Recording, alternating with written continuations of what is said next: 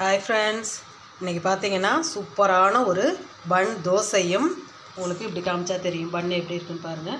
பன் தோசையும் நல்லா பன்னு எப்படி நம்ம கடையில் பன்னு வாங்குவோமோ அந்த மாதிரி பன் தோசையும் நல்ல ஓரமெல்லாம் மொறுமொறுன்னு சென்டரில் சாஃப்டாகவும் நல்லா குண்டு குண்டாக உள்ள பன் தோசை.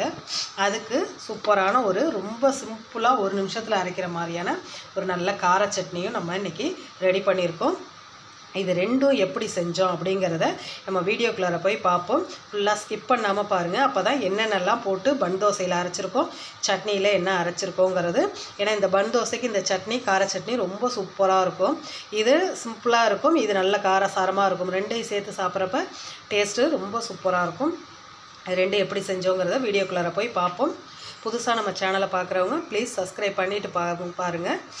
வாங்க இப்போ வீடியோக்குள்ளார போய் இது ரெண்டும் எப்படி செஞ்சோங்கிறத பார்க்கலாம். ஹாய் ஃப்ரெண்ட்ஸ், இன்றைக்கி என்ன செய்ய போகிறோன்னு பார்த்தீங்கன்னா சூப்பரான ஒரு டிஃபன் ஐட்டம். இது ரேஷன் பச்சரிசி எடுத்து வச்சுருக்கேன்.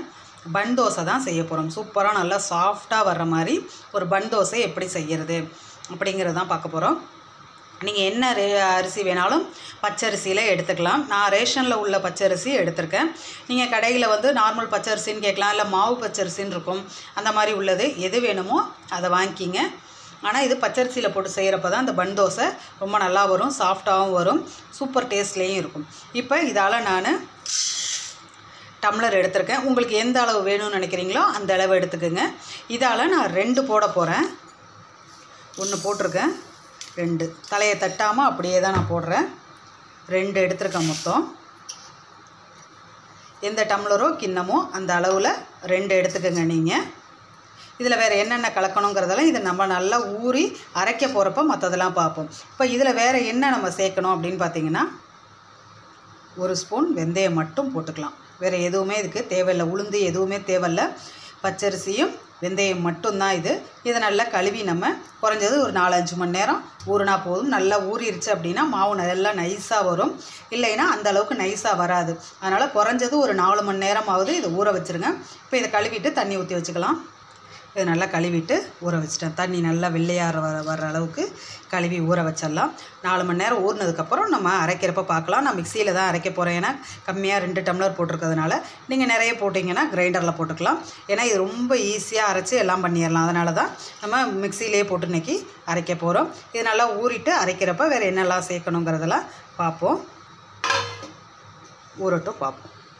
பாருங்கள், இப்போ நல்லா ஊறிடுச்சு. அரிசியும் வெந்தயமும் நல்லா ஊறிடுச்சு. இதை நல்லா தண்ணியை வடியை விட்டுட்டு நம்ம மிக்ஸி ஜாரில் இப்போ போட்டுக்கலாம். பாருங்கள், போட்டுட்டேன். அரிசியும் அந்த வெந்தயமும் ஊறினதை போட்டாச்சு. இப்போ அடுத்தது இதில் மெயினாக நம்ம என்னென்ன போட்டு அரைக்க போகிறோன்னு பார்த்தீங்கன்னா அவுள், வெள்ளை அவுள் இருக்குது பாருங்கள். நார்மலாக நம்ம வீட்டில் வாங்கி யூஸ் பண்ணுறது அந்த அவுள். இது வந்து சுத்தமாக இருக்குங்கிறதுனால அப்படியே போடுறேன். நீங்கள் கொஞ்சம் இதாக இருக்குது, டஸ்ட் இருக்குது, இல்லை பட்டையாக இருக்கும், ஊற வைக்கணும் அப்படின்னு நினச்சிங்கன்னா தண்ணியில் போட்டு அலசிட்டு எடுத்து நீங்கள் பண்ணிக்கிங்க. இது நான் நல்லா சுத்தம் பண்ணி புடச்சி எல்லாம் எடுத்து வச்சுருக்கிறதுனால எந்த டஸ்ட்டும் இல்லைன்னு அப்படியே அலசாமல் போடுறேன். 1 டம்ளர் போடுறேன். நம்ம இதால் 2 டம்ளர் அரிசி எடுத்தோம். அதனால் இதில் 1 டம்ளர் நான் வந்து அவல் போட்டிருக்கேன். அடுத்தது என்னன்னு பார்த்தீங்கன்னா தேங்காய், திருவுன தேங்காய் 1 டம்ளர் போட்டுக்கலாம். என் திருவனது இவ்வளோ தான் இருக்குங்கிறதுனால நான் அந்த 3/4 கப்புக்கு போடுறேன். நீங்கள் 1 கப்பு வேணுனாலும் போட்டுக்கலாம். இப்போ இதை போட்டு இதில் கொஞ்சமாக உப்பு போட்டு அரைச்சிக்கலாம். இல்லை அரைச்சி ஊற்றிட்டு நீங்கள் கலக்கிறப்ப கூட உப்பு போட்டுக்கலாம், எப்படி வேணாலும் செய்யலாம். இப்போ இதை நல்லா நைஸாக நம்ம எந்த பதத்துக்கு அரைக்கணுமோ அந்த பதத்துக்கு அரைச்சி எடுத்துடலாம். கொஞ்சமாக ஃபஸ்ட்டு தண்ணி ஊற்றி அப்புறம் தண்ணி கொஞ்சம் கொஞ்சமாக ஊற்றி நல்லா பேஸ்ட்டாக அரைச்சி எடுத்துக்கலாம். பாருங்கள், அரைச்சாச்சு. நல்லா கரெக்டாக அந்த ஒரு லாஸ்ட் குறகுறப்பு பதத்தில். ஏன்னா நம்ம மிக்சியில் அரைக்கிறப்ப அந்த மாதிரி தான், ரொம்ப வளவளன்னு வராது. அந்த மாதிரி வந்தாலும் பன் தோசை அந்தளவுக்கு இருக்காது. இப்போ இதை அப்படியே நம்ம வேறு பாத்திரத்துக்கு மாற்றிக்குவோம். நான் கொஞ்சம் நார்மலாக தான் அரைச்சிருக்கேன், ரொம்ப தண்ணி ஊற்றலை, கொஞ்சம் கட்டி இதாக தான் அரைச்சிருக்கேன். ஏன்னா நம்ம மிக்ஸி ஜாரை கொஞ்சம் கழுவி தண்ணி ஊற்றணும், அதனால் கொஞ்சம் கட்டியாக தான் அரைச்சிருக்கேன். பாருங்கள், ஒரு 1/2 டம்ளர் மட்டும் தண்ணி கழுவி ஊற்றிருக்கேன். அதனால தான் நான் கொஞ்சம் கட்டியாக அரைச்சிக்கிட்டேன். அது மாதிரி அரைக்கிறப்ப நீங்கள் மிக்ஸி ஜார் கழுவி ஊற்ற கரெக்டாக இருக்கும். நான் உப்பு இன்னும் போடலை, இப்போ உப்பு போட்டு கலந்துக்குவோம். இப்போ இதுக்கு தேவையான அளவுக்கு உப்பு போட்டு கையால் நல்லா கரைச்சி வச்சிடலாம். கையால் கரைக்கிறப்ப நல்லா பொங்கி வரும். இப்போ இது உப்பு போட்டு கரைச்சாச்சு. இது ஒரு 8 மணி நேரம் 10 மணி நேரம் நல்லா புளிக்கட்டும். ஏன்னா நம்ம உளுந்தெல்லாம் போடலை, வெறும் வெந்தயம் போட்டு அரைச்சிருக்கோம். இப்போ இது நைட்டு நான் அரைச்சி வைக்கிறதுனால காலையில் பொங்கி வர்றப்போ பார்ப்போம். அப்படியே நம்ம டிஸ்டர்ப் பண்ணாமல் கலந்ததை எடுத்து வச்சிட்டோம்னா காலையில் பொங்கணுன்னு பார்ப்போம். இப்போ அந்த தோசைக்கு ஏற்ற ஒரு நல்ல காரமான ஒரு சட்னி ஒன்று ரொம்ப சிம்பிளாக அரைக்கிறது மாதிரி ஒன்று பார்ப்போம். ஒரே ஒரு தக்காளி, நான் ரொம்ப கம்மியாக உள்ளதுக்காக அரைக்கிறேன். நீங்கள் நிறைய அரைக்கணும்னா இது நான் போடுறதுல எல்லாமே எக்ஸ்ட்ரா ஒன்று சேர்த்து போட்டுக்கோங்க. ஒரு தக்காளி போட்டுக்க, நல்ல பழுத்த தக்காளி. ஒரு 3 பெரிய பூண்டு பல் போடுறேன். ஒரே ஒரு பெரிய வெங்காயம் போடுறேன். சின்னதாக ஒரே ஒரு கொட்டைக்கு புளி போடுறேன். இதுக்கு தகுந்த மாதிரி உங்களுக்கு என்ன அளவுக்கு காரம் வேணும்னு நினைக்கிறீங்களோ அந்த அளவுக்கு போட்டுக்கோங்க. நான் ஒரு சின்னதாக ஒரு 6 மிளகாய் போட்டிருக்கேன். இப்போ இதை லைட்டாக தண்ணி ஊற்றி உப்பு போட்டு நல்லா பேஸ்ட்டாக அரைச்சிடலாம். தேவையான அளவுக்கு உப்பு போட்டுடலாம். இது நல்லா தண்ணி ஊற்றி பேஸ்ட்டாக அரைச்சிட்டு வந்துட்டால் சூப்பரான ஒரு காரமான சட்னி ரெடி ஆயிரும். பாருங்கள், நல்லா சூப்பராக பேஸ்ட்டாக அரைச்சாச்சு. நல்லா காரம் சாரமாக இருக்கும். இந்த பன் தோசைக்கு சூப்பராக சைட் டிஷ்க்கு நல்லாயிருக்கும். இதை ஒரு பாத்திரத்தில் ஊற்றிக்குவோம். இப்போ ஊற்றிட்டு இதுக்கு தேவையான தண்ணியும் கலந்து ஊற்றியாச்சு. இப்போ இதுக்கு ஒரு தாளிப்பை மட்டும் தாளித்து கொட்டிடலாம். தாளிக்கிறதுக்கு வச்சு கடலெண்ணெய் கொஞ்சம் ஊற்றிக்கிறேன். எண்ணெய் சூடானோன்னு கடுகு கொஞ்சம், உளுந்து கொஞ்சம், கருவேப்பிலை, அவ்வளோதான். தாளித்து நம்ம சட்னியில் ஊற்றிடலாம். சூப்பரான சட்னி ரெடி ஆயிடுச்சு. நல்லா காரச்சாரமான ஒரு சட்னி நம்ம ரெடி பண்ணியாச்சு. அந்த இது பன் தோசைக்கு வந்து ரொம்ப சூப்பராக இருக்கும். இது நல்லா, ஏன்னா அது வந்து நார்மலாக இருக்கும், இது நல்லா காரமாக இருக்கிறப்போ தொட்டு சாப்பிட சூப்பராக இருக்கும். இப்போ அடுத்தது தோசையை பார்ப்போம்.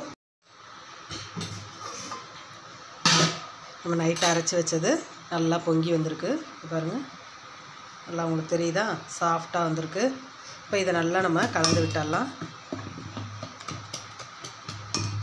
இப்போ இதுக்கு ஒரு சிம்பிளான ஒரு தாளிப்பு நம்ம எடுத்து வச்சுக்கலாம். இது வந்து கரெக்டாக, அதாவது இட்லி பதமும் இருக்கக்கூடாது, தோசைக்கும் தண்ணியாக நம்ம இது பண்ணுற மாதிரி இருக்கக்கூடாது. எடுத்து இப்படி ஊற்றுனா கரெக்டாக இருக்கணும். அந்த அளவுக்கு நம்ம தண்ணி கலந்து எடுத்து வச்சுருக்கலாம். இப்போ இதுக்கு ஒரு தாளிப்பு போட்டுடலாம். ஒரு சட்டி வச்சாச்சு. கடலெண்ணெய் ஊற்றிக்கிறேன். எண்ணெய் சூடான உடனே இதில் வந்து ஆப்ஷனல், உங்கள் ஆப்ஷனுக்கு நீங்கள் என்ன வேணாலும் தாளித்து கொட்டிக்கலாம். நான் இப்போ வெறும் கடுகு உளுந்து தான் தாளித்து போட போகிறேன். நீங்கள் கடலைப்பருப்பு போட்டுக்கலாம், பச்சை மிளகாய் போட்டுக்கலாம், என்னென்ன வேணுமோ அது எல்லாமே நீங்கள் போட்டுக்கலாம். கடுகு, உளுத்தம்பருப்பு, கருவேப்பிலை. இப்போ இதை எடுத்து எல்லாம் பொரிஞ்சிருச்சு, எடுத்து அதில் ஊற்றிடலாம்.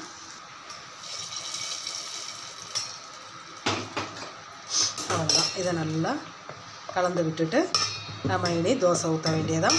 இதை வந்து எப்படி இதில் ஊற்றணுன்னா, நல்லா குழியான ஆப்பசட்டி இல்லை குட்டி எண்ணெய் சட்டி, இப்போ நம்ம தாளித்து கொட்டினோம்ல அந்த மாதிரி உள்ளது, இல்லை இரும்பு கடாய், இந்த மாதிரி எது இருக்கோ அந்த மாதிரி உள்ள குழியாக உள்ளதில் ஊற்றுனீங்கன்னா தான் சூப்பராக வரும். இப்போ நான் இதுக்கு ஆப்பச்சட்டை மாதிரி தான் எடுத்திருக்கேன். ஏன்னா அதுதான் குழியாக இருக்கும். நம்ம ஊற்றினா நல்லா பன் தோசை உப்பிட்டு வர்ற மாதிரி வரும். இப்போ இது நல்லா சூடாகட்டும். சூடானோன்னா ஃபஸ்ட்டு இதில் கொஞ்சமாக எண்ணெய் ஊற்றிக்கலாம் சுற்றி. இப்போ இதில் நம்ம அந்த மாவை எடுத்து தேய்க்கலாம் கூடாது, அப்படியே ஒரு 2 கரண்டி மாவை எடுத்து ஊற்றிட வேண்டியதான். தேய்க்காமல் அப்படியே எடுத்து ஊற்றிட்டிங்கன்னா உங்களுக்கு எந்த சைஸ், இதை விட பெருசாக வேணும்னா இன்னும் கொஞ்சம் நிறைய ஊற்றிக்குங்க. ஊற்றி அப்படியே இதை நம்ம மூடி வச்சிட வேண்டியதான். லைட்டாக சுற்றி மட்டும் எண்ணெயை கொஞ்சம் ஊற்றிட்டு, இதுக்கு அடுப்பு வந்து சிம்மிலே தான் இருக்கணும், ஹை பண்ணிடாதீங்க. ஏன்னா அடியில் அப்புறம் கருத்து போயிடும். அப்புறம் பார்த்திங்கன்னா மேலே வந்து சரியாக வெந்திருக்காது.